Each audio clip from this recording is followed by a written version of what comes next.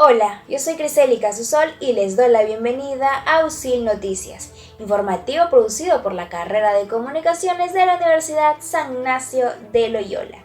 Ya estamos listos para llevarles la más completa información nacional desde nuestras casas, acatando las medidas impuestas por el gobierno para prevenir el contagio del coronavirus.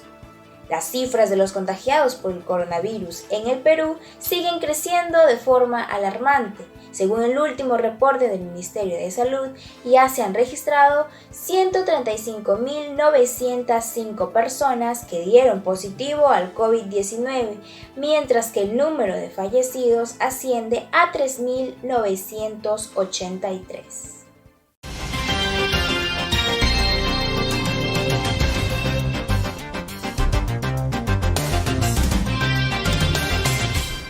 Comenzamos USIL Noticias revisando las portadas de los principales diarios de nuestra capital.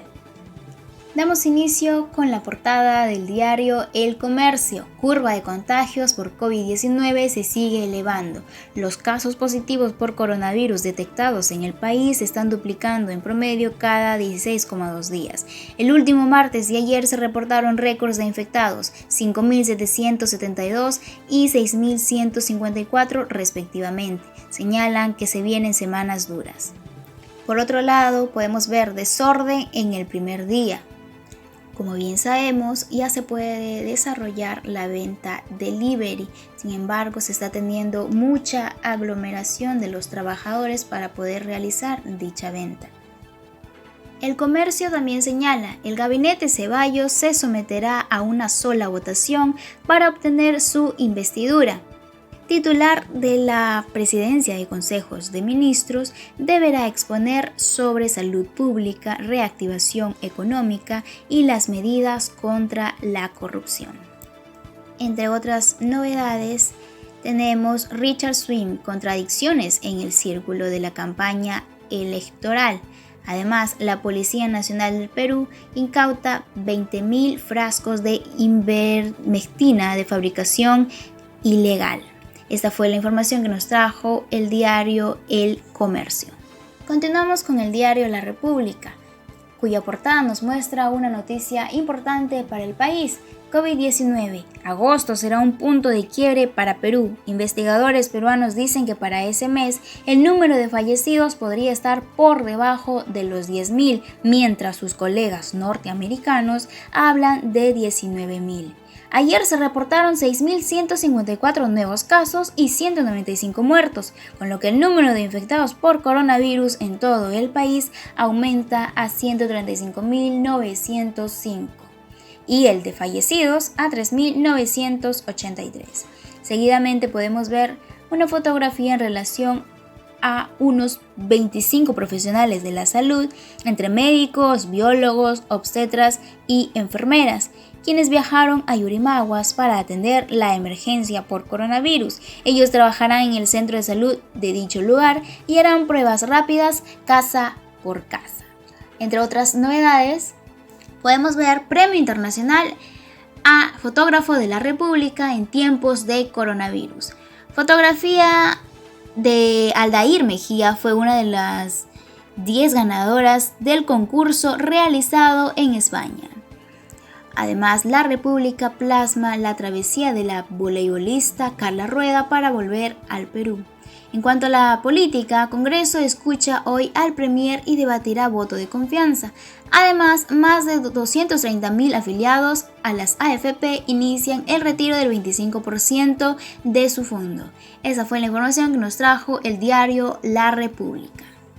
La portada del diario Correo expresa lo siguiente: récord mortal, 195 fallecidos y 6.154 contagiados. Cifra de decesos superará hoy los 4.000, mientras que nuevos casos bordean los 140.000 y no hay indicios de meseta.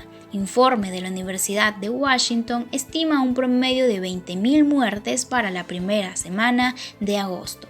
En otras noticias, 5.000 talleres de gamarra empezarán a producir. El director de Lampadia, Pablo Bustamante Pardo, opina que el futuro de las empresas pasa por suplicar al gobierno. Además, Estados Unidos supera las 100.000 muertes por la COVID-19. Esa fue la información que nos trajo el diario Correo. Y terminamos con el diario Perú 21, el cual resalta: vienen semanas difíciles. Esto como la opinión de la jefa del comando COVID-19, Pilar Macetti.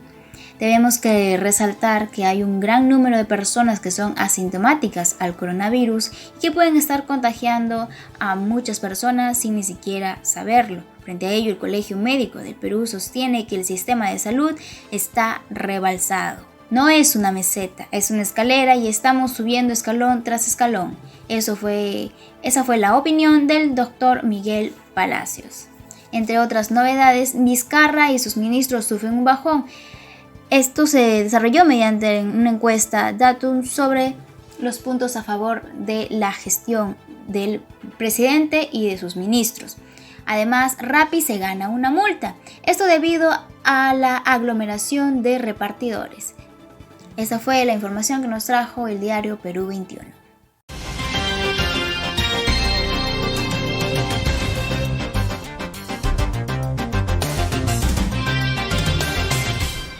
Los laboratorios y droguerías del país ya pueden vender directamente al público los medicamentos que se usan para el tratamiento contra el COVID-19. Para comprender el alcance de esta disposición del gobierno, un especialista en regulación sanitaria nos informa al respecto. Este 21 de mayo se publicó la norma que garantiza el acceso a medicamentos y dispositivos médicos para el tratamiento del COVID-19. Estos son los 3 aspectos que debemos tener en cuenta.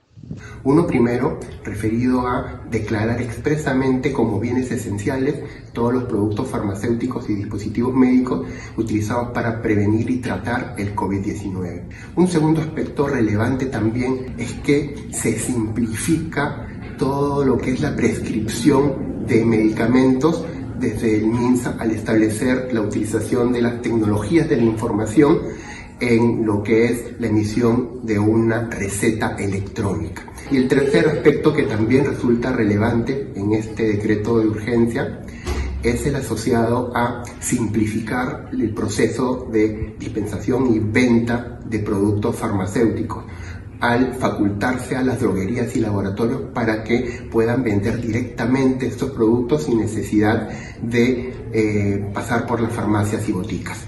Esta norma se asocia a otras de medicamentos genéricos y a la ampliación del listado nacional de medicamentos esenciales, la cual asciende a 34 medicinas. Y sobre los cuales hay una obligación para farmacias y boticas de vender versiones genéricas de estos productos, bajo sanción de alguna multa en caso de incumplimiento. Esto es un avance importante en el sector farmacéutico, genera competencia al mercado y beneficia a la población que ahora accederá a medicamentos de calidad a bajo costo.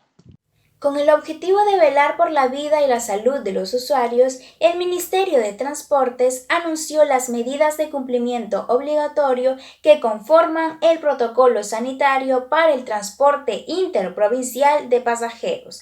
En la siguiente nota conoceremos más sobre el tema.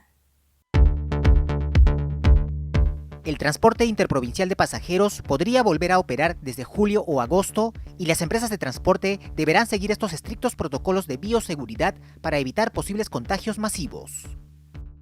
Los viajeros tendrán claramente una preferencia a las empresas formales, donde tengan la confianza de que las medidas de bioseguridad se cumplan. También tomar un bus en la carretera es un riesgo alto en esta coyuntura, porque las terminales de las empresas formales también funcionan como un cordón de bioseguridad, donde antes de entrar al terminal y también antes de entrar al bus hay un control de síntomas de virus, por ejemplo con la pistola de láser para medir la temperatura del pasajero y una buena limpieza y desinfección de los buses antes de cada viaje.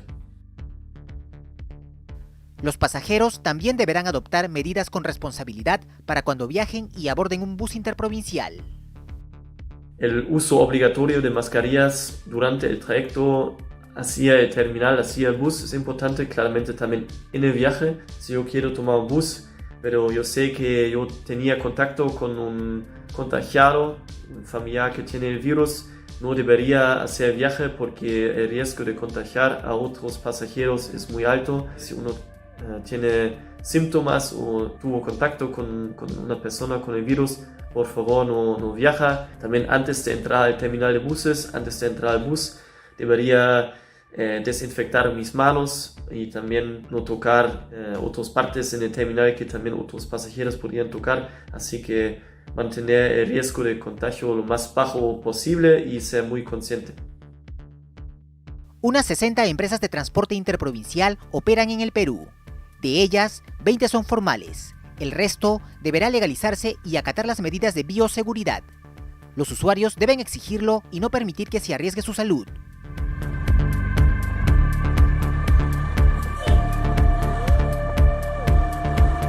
Esto ha sido todo en la presente edición de UCIL Noticias desde casa, informativo producido por la carrera de Comunicaciones de la Universidad San Ignacio de Loyola.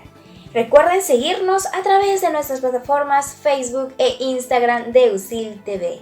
Nos vemos mañana, que tengan un buen día.